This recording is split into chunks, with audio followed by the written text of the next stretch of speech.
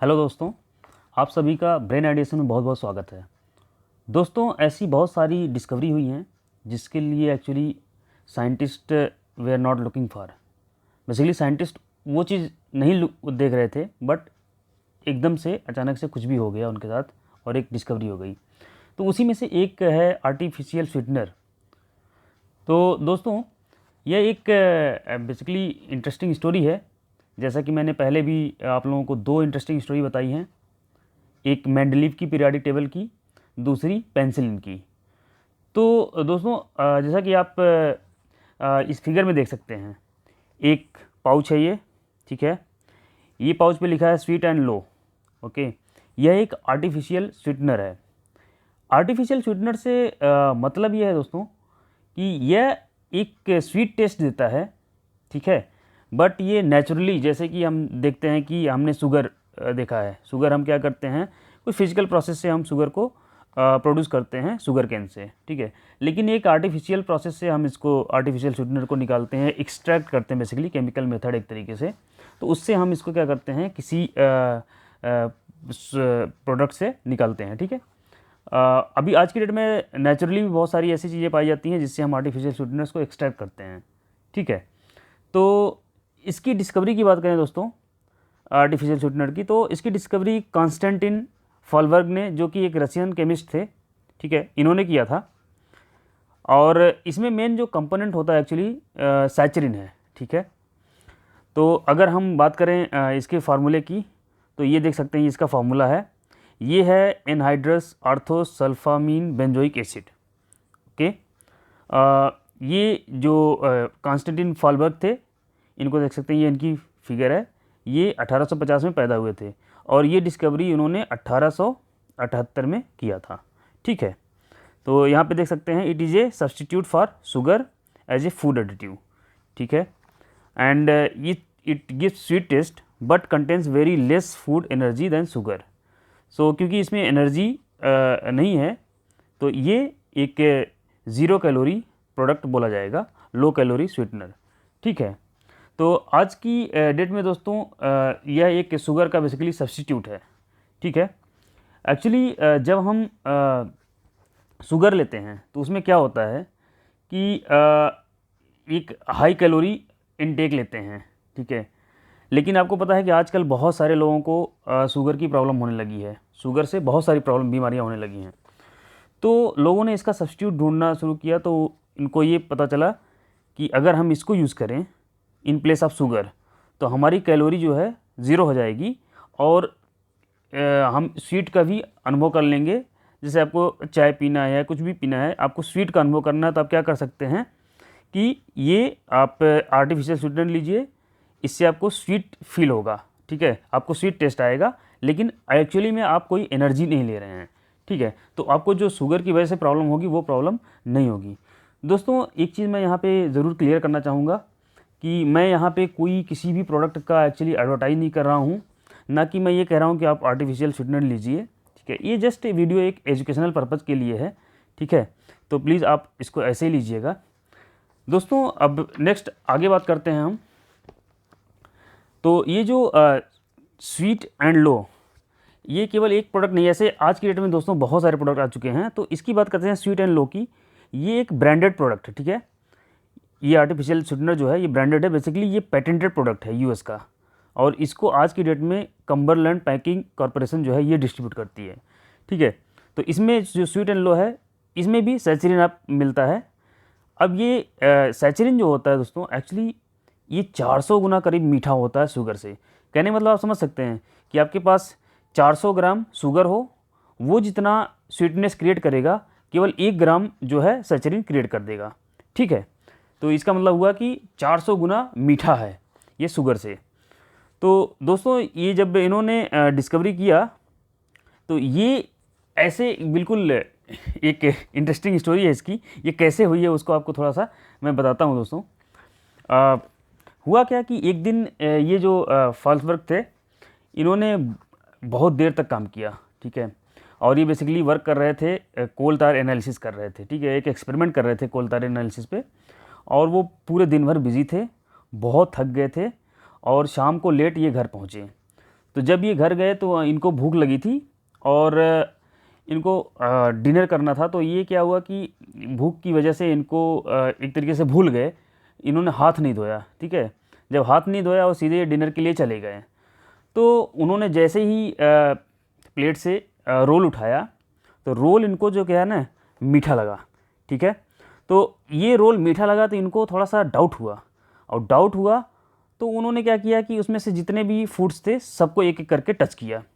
तो जब इन्होंने सबको टच करके देखा तो इनको सब में स्वीटनेस आई। तो फिर इनको इनका जो डाउट है वो बहुत ज़्यादा बढ़ गया। इनको लगा कि कुछ तो प्रॉब्लम है, मेरे हाथ में ही हो सकता है प्रॉब्लम हो। तो इन्होंने अपने हैंड को भी टच किया अपने टंग से, तो इनको काफ़ी स्वीट लगा।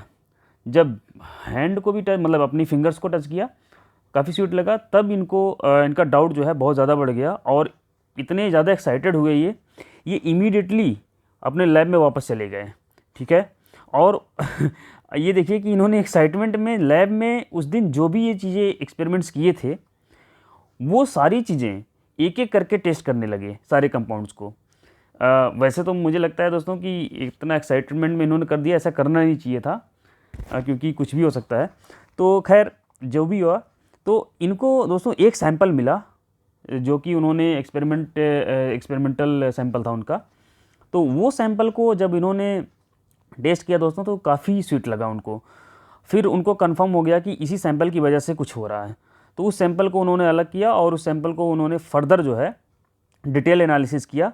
और डिटेल एनालिसिस मतलब क्या है कि कंपोनेंट्स की एनालिसिस होती है, उससे उनको पता चला कि इसमें ऑर्थोसल्फोबेंजोइक एसिड है। ठीक है, और because of this only it was very sweet.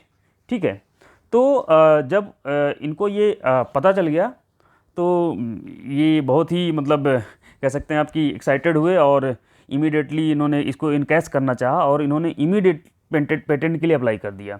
ठीक है, और इनको भी जो पेटेंट है शायद इसके लिए 1884 में मिल भी गया। ठीक है, और दोस्तों उसके बाद से ही बोल सकते हैं कि सैचरिन का मास प्रोडक्शन स्टार्ट हुआ।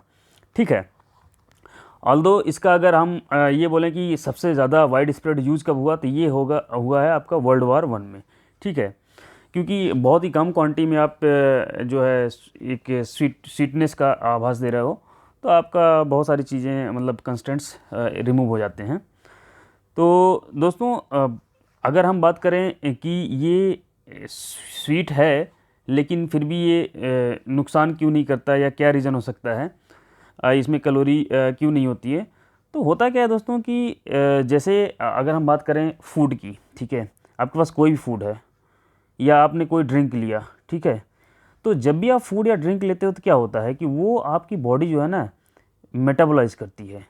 ठीक है, ये मेटाबोलाइज कर देती है। मेटाबोलाइज करने का मतलब है कि उसको ब्रेक करती है, ब्रेक करके छोटे छोटे कंपोनेंट्स में ब्रेक करती है और अल्टीमेटली आपको उससे क्या होती है, एक एनर्जी मिलती है। ठीक है, प्लस कुछ रेसिडुअल चीज़ें हो जाती हैं जो कि एक्सक्रीट कर देते हो आप।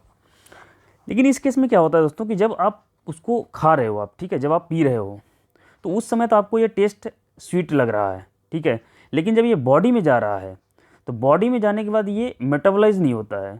मतलब आपको टेस्ट तो लग गया लेकिन अंदर जाने के बाद वो मेटाबोलाइज नहीं हो रहा, वो डिसइंटीग्रेट नहीं हो रहा, एज इट इज़ वो जो है आपका बाहर आ जा रहा है। ठीक है, तो जब ये डिसइंटीग्रेट नहीं होगा तो क्या होगा, आपको एनर्जी नहीं मिलेगी। तो इसका मतलब कि आपको टेस्ट के लिए है ये। ठीक है, आप क्योंकि आप स्वीटनेस का टेस्ट लेना चाहते हैं बट आप क्योंकि शुगर नहीं ले सकते, उसमें काफ़ी कैलोरी है, तो दैट इज़ वाई एक ये रिप्लेसमेंट के तौर पे ये बना। ठीक है, एज ए रिप्लेसमेंट बना शुगर का।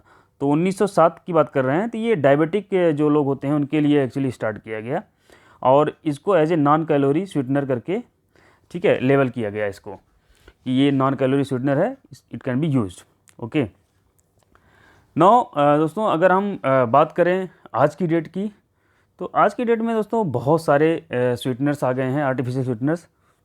जैसा कि आपने देखा कि मैंने अभी स्टार्टिंग में बताया था स्वीट एंड लो, आज की डेट में बहुत सारे हैं और बहुत सारे स्वीटनर्स ऐसे भी हैं जो प्लांट से डराइव किए गए हैं। ठीक है, and they are acting as substitute of the sugar.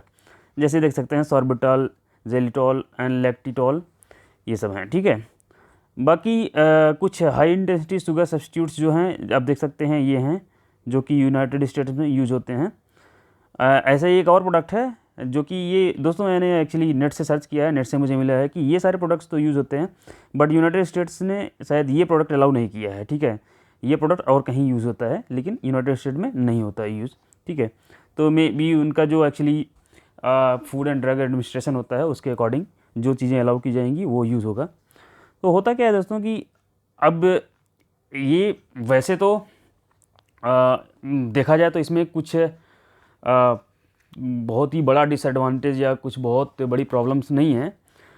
तो इसको क्या किया जाता है कि जैसा कि देखा गया सर दोस्तों इसमें कि कुछ पॉइंट लोगों ने पॉइंट आउट किया, तो उसमें पता चला कि जैसे बॉडी वेट की बात है तो बहुत ही स्मॉल कैजुअल वेट लॉस हो सकता है इससे, लेकिन कोई बड़ा डिसऑर्डर नहीं होगा ऐसा, ठीक है। तो ये रेंडमाइज कंट्रोल ट्रायल में ऐसा पाया गया। मेटाबॉलिक डिसऑर्डर में पाया गया कि ऐसा कोई एविडेंस नहीं है एक्चुअली कि मेटाबॉलिक डिसऑर्डर कुछ हो रहा हो, क्योंकि ये नॉन कैलोरिक स्वीटनर है। देन कैंसर की बात आई तो अभी तक इसका कोई ऐसा एविडेंस नहीं मिला है जिसकी वजह से कि ऐसा पाया गया हो जिसकी वजह से कैंसर हो रहा है ऐसा कुछ। देन कंपेरिजन टू शुगर, आज की डेट में अगर देखा जाए तो एक सेफ रिप्लेसमेंट इसको माना गया है, ठीक है। तो दोस्तों अब ऐसा भी नहीं है कि जिस चीज़ के बारे में एविडेंटली नहीं पता है आज की डेट में, क्योंकि हो सकता है कि हम लोगों ने अभी तक इतनी रिसर्च का लेवल ना हो या कुछ भी हो, जो चीज़ें भले ही आज 100 साल से यूज़ हो रही हो लेकिन फिर भी उसका क्या है कि एक स्टैंडर्ड तैयार किया गया, ठीक है। एक स्टैंडर्ड जो कि आज तक प्रैक्टिकली देखा गया उसके बेसिस पे। तो दोस्तों ये स्टैंडर्ड क्या होता है, एक्सेप्टेड डेली इनटेक लेवल, मतलब ये जो है एक एक्सेप्टेबल लेवल है। अगर इस लेवल पे कोई पूरी लाइफ इसको कंज्यूम करता रहे तो मोस्ट प्रॉब्ली उसको कुछ होना नहीं चाहिए, इट विल बी सेफ, ठीक है। तो ये FDA होता है ना, FDA food and drug administration, ये बेसिकली इस्टेब्लिश करता है ADI, तो एक्सेप्टेबल डेली इनटेक लेवल, ठीक है। ये मेज़र किया जाता है मिलीग्राम पर किलोग्राम ऑफ बॉडी वेट, मतलब एक आदमी है, ठीक है, उसका कितना वेट है उसके हिसाब से वो इसको कंज्यूम करेगा। तो मतलब आपने डिसाइड किया है कि जैसे सपोज करिए 1 मिलीग्राम पर केजी, ठीक है। तो अगर कोई 70 किलोग्राम का होगा, जैसे मतलब 70 मिलीग्राम वो ले सकता है पर डे, ठीक है। अब दोस्तों क्योंकि अलग अलग जो स्वीटनर्स हैं, ठीक है, उनकी स्वीटनेस अलग है, तो इसलिए अलग अलग स्वीटनर्स के लिए ये जो ADI है ना ये भी चेंज हो जाएगा। तो अलग अलग स्वीटनर्स की जो स्वीटनेस है वो डिफाइन की जाती है multiplier of sweetness intensity, MSI, ठीक है। जैसे इसको क्या कहते हैं, ये बेसिकली ये कंपैरिजन है कि शुगर के रिस्पेक्ट में वो कितना टाइम्स स्वीट है। तो जैसे आप एक एग्जांपल ले लीजिए, ये इसमें क्या लिखा है, ए सल्फेम, ये पोटेशियम है, ADI इसका 15 है, MSI 200। इसका मतलब क्या हुआ कि ये जो इसका मल्टीप्लायर ऑफ स्वीटनेस इंटेंसिटी है 200 है, शुगर के रेस्पेक्ट में ये 200 गुना स्वीट है, ठीक है।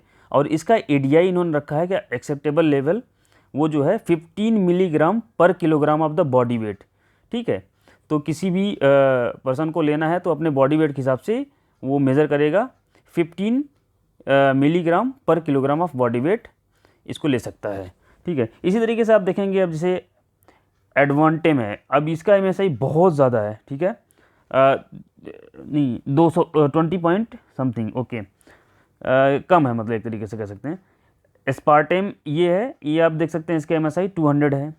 नियोटेम इसका 7000 से 13000 के बीच में, आप सोच सकते हैं कि कितना स्वीट है ये, 7000 to 13000, इसके हिसाब से डेफिनेटली इसका ADI क्या हो जाएगा, कम हो जाएगा, आपको बहुत ही कम लेना पड़ेगा और सबके रिस्पेक्ट में, ठीक है। तो इस तरीके से इसका ये है। तो दोस्तों मुझे लगता है कि ये भी एक काफ़ी इंटरेस्टिंग स्टोरी थी, एक इंटरेस्टिंग डिस्कवरी थी। दोस्तों यहाँ पे ये वीडियो समाप्त होता है, और इस वीडियो को देखने के लिए आप सबको मैं धन्यवाद देता हूँ। दोस्तों अगर वीडियो अच्छा लगे तो मेरी यही रिक्वेस्ट होगी कि चैनल को सब्सक्राइब ज़रूर करें और इस वीडियो को लाइक करना ना भूलें। आप कुछ भी वैल्यूएबल सजेशन देना चाहते हैं तो आप प्लीज़ अपना इस वैल्यूएबल सजेशन को कमेंट बॉक्स में ज़रूर लिख सकते हैं दोस्तों। और आपको कोई भी इंटरेस्टिंग डिस्कवरी के बारे में जानना है या कोई भी टॉपिक है जो इस तरीके का हो तो आप ज़रूर आप बॉक्स में डाल सकते हैं, चैट बॉक्स में या कमेंट बॉक्स में, हम उसको रिप्लाई ज़रूर करेंगे आपको, ठीक है। और आपके कमेंट के लिए most welcome, thank you very much.